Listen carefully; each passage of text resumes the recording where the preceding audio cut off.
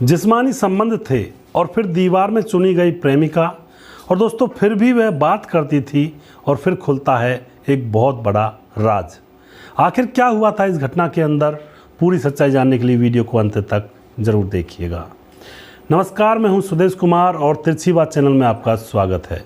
यह घटना महाराष्ट्र के पालघर वृंदावन दर्शन पैलेस कॉलोनी की है, जहां पर 15 सितंबर को सभी लोगों की नज़र इस बिल्डिंग के फ्लैट नंबर 101 पर टिकी हुई थी।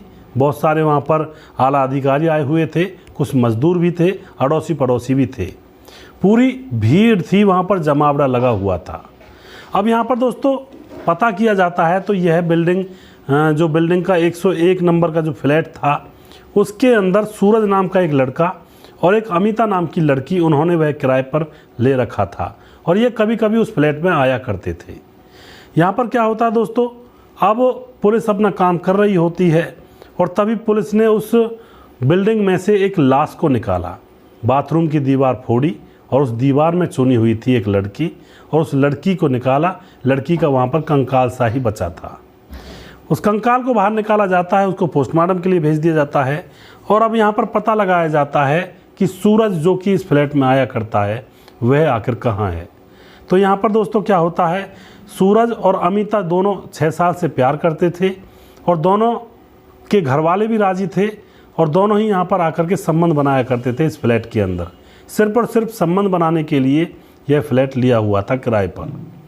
अब यहाँ पर क्या होता है, दोनों के अंदर गहरी दोस्ती थी और दोनों ही प्यार किया करते थे एक दूसरे से। अब एक दिन जो अमिता होती है, अमिता जो सूरज की गर्लफ्रेंड है, वह घर से बाज़ार की तरफ निकलती है कुछ सामान खरीदने के लिए, कुछ कपड़े वगैरह खरीदने के लिए। सुबह से शाम हो जाती है लेकिन वह वापस नहीं आती है। घर वाले चिंतित होते हैं, जो माँ होती है वह बहुत ही ज़्यादा चिंतित होती है, पिता भी चिंतित होता है और अमिता का जो भाई था वह भी चिंतित होता है।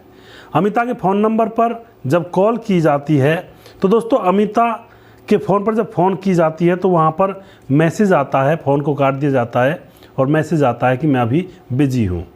तो घर वाले अब चुप लगा जाते हैं कि कोई काम होगा, या फिर घर वालों को पता था कि वह सूरज के साथ गई होगी कहीं घूमने के लिए, क्योंकि घर वाले भी राजी थे उनकी शादी करवाने के लिए, लेकिन अभी ये शादी नहीं कर रहे थे।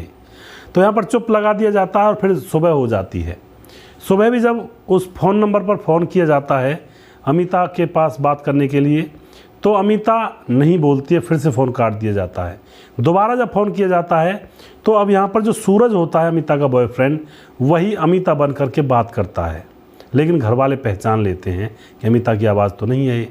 फिर फ़ोन किया जाता है, फिर दोबारा से सूरज आवाज़ बदल कर बात कर लेता है उनसे और कह देता है कि मैं शाम तक आ जाऊँगी। लेकिन दोस्तों यहाँ पर अमिता का जो भाई होता है उसको शक हो जाता है और वह सीधा सूरज के पास जाता है। उससे पूछता है अमिता कहाँ है, वह कुछ नहीं बताता है।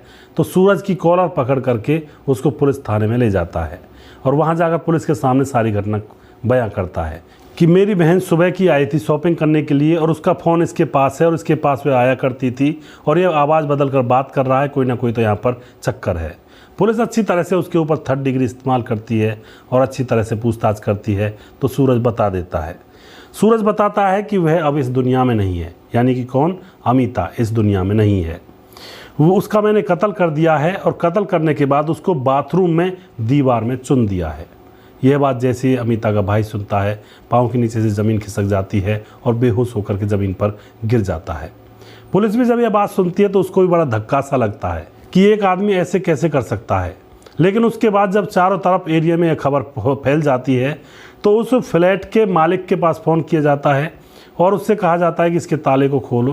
तो वह आता है, आस पड़ोस के लोग भी इकट्ठे हो जाते हैं, आला अधिकारी वहाँ पर इकट्ठे हो जाते हैं, मजदूर भी वहाँ पर आ जाते हैं जो कि पड़ोस में रहा करते हैं।